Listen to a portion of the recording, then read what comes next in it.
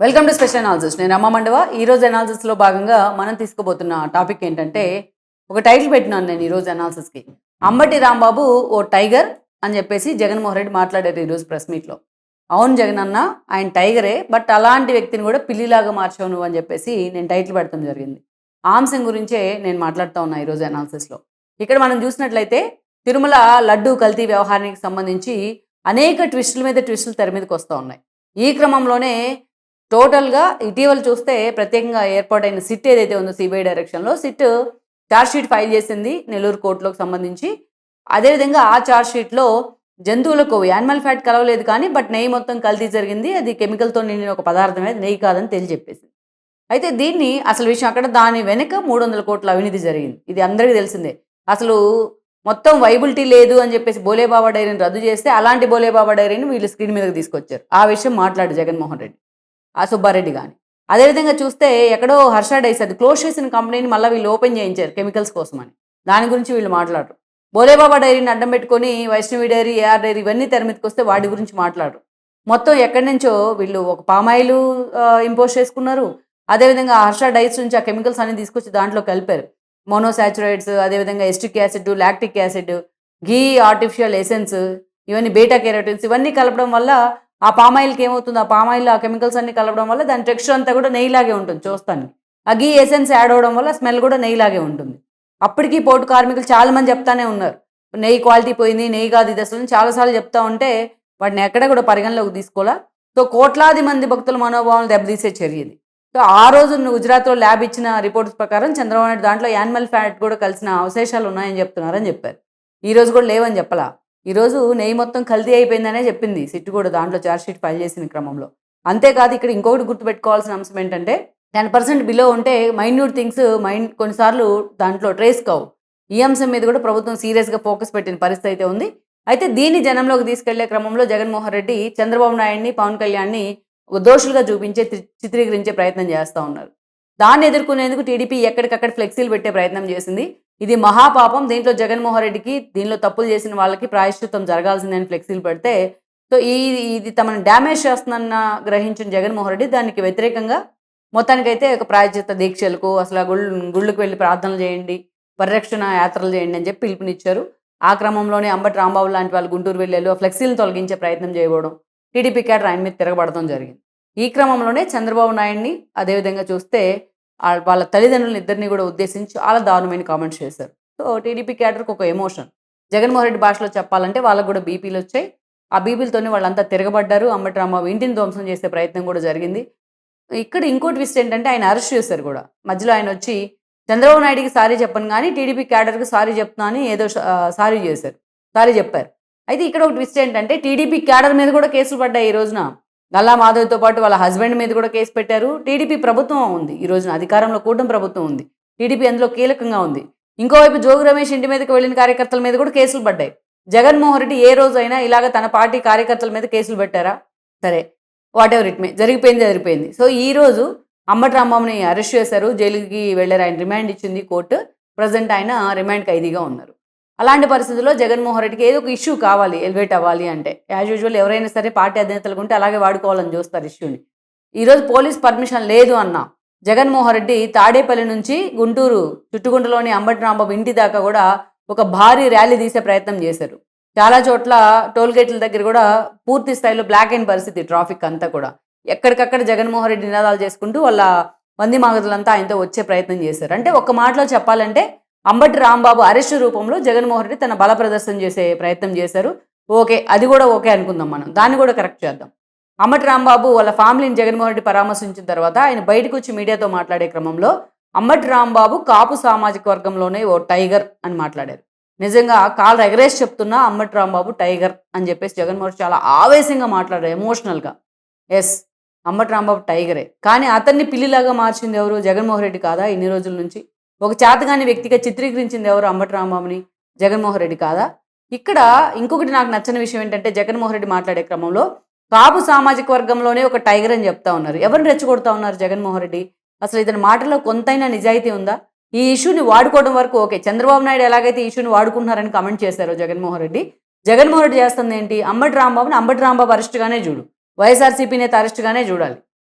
అయితే అలాంటి అంబటి రాంబాబు ఈరోజు కాపు సామాజిక వర్గంలోనే ఒక టైగర్ అని చెప్పేసి కాపు సామాజిక వర్గాన్ని జగన్మోహన్ రెడ్డి రెచ్చగొట్టే ప్రయత్నం చేస్తున్నారు.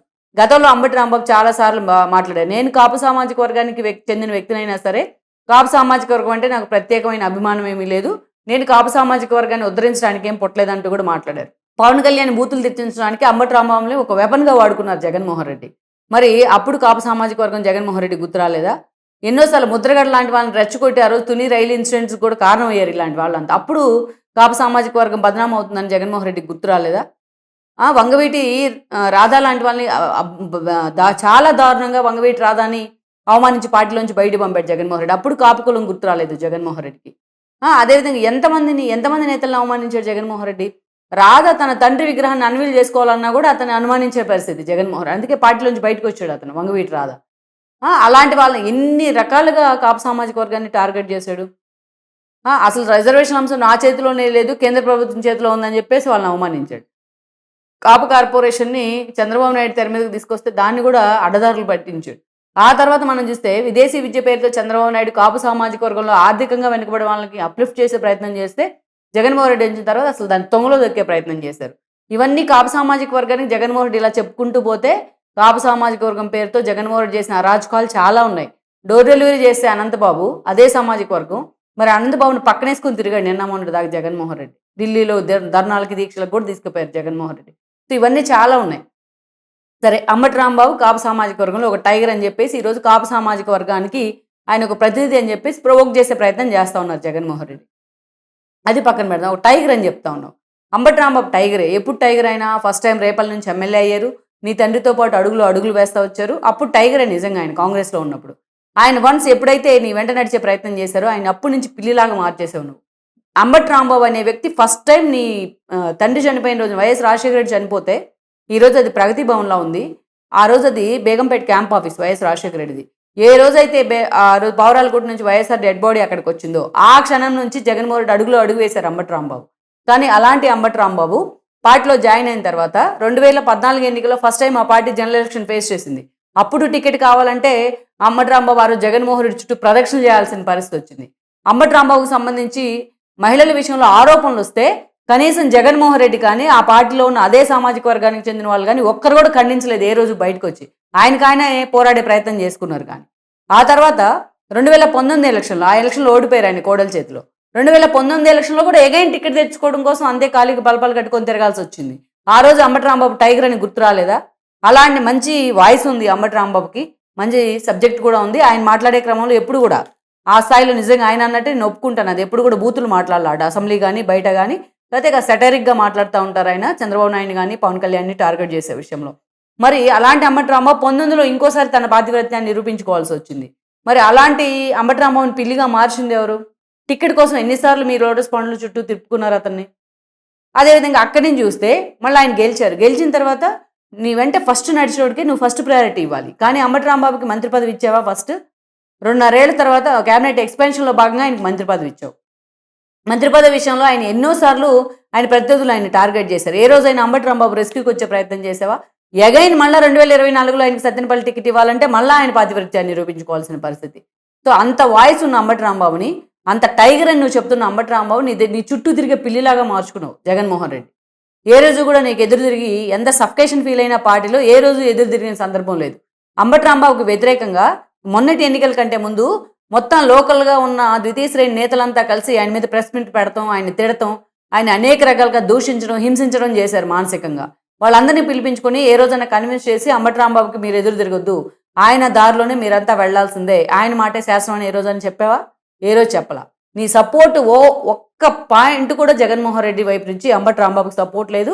అది కూడా బలవంతం చేసుకొని వెంటబడి బతంలాడుకుంటే టికెట్ ఇవ్వడం, అది కూడా పరుగు పోతుంది అంబటి రాంబాబు లాంటి వాళ్ళకి ఇవ్వకపోతే అని చెప్పి అతనికి మంత్రి పదవి ఇవ్వడం తప్ప జగన్మోహన్ రెడ్డి అంబటి రాంబాబు నిజంగానే పిల్లిలాగా చేశారు. నిజంగా టైగర్ లాంటి వ్యక్తిని పిల్లిలాగే మార్చారు. ఇంకోటి ఏంటంటే ఎప్పుడు పరుష పదజాలం మాట్లాడిన అంబటి రాంబాబును కూడా ఈరోజు ఫ్రస్ట్రేషన్ గురి చేసేసింది జగన్మోహన్ రెడ్డి. ఎక్కడో సత్తెనపల్లిలో ఉన్నాడు, కింద మీద కూడా ఎక్కడ తనకంటూ ఒక క్యాడర్ను ఏర్పాటు చేసుకుంటే అలాంటి అంబటి రాంబాబుని తీసుకెళ్ళి మనం ఓడిపోయిన వెంటనే గుంటూరు వెస్ట్కి పంపించాం. చెప్పా పెట్టుకుని గుంటూరు వెస్ట్కి పంపించాం. గుంటూరు వెస్ట్లో ఆయన క్యాడర్ ఎక్కడ ఉంది? సత్తెనపల్లిలో చెల్లని రూపాయి గుంటూరు వెస్ట్లో ఎలా చెల్లుతుంది?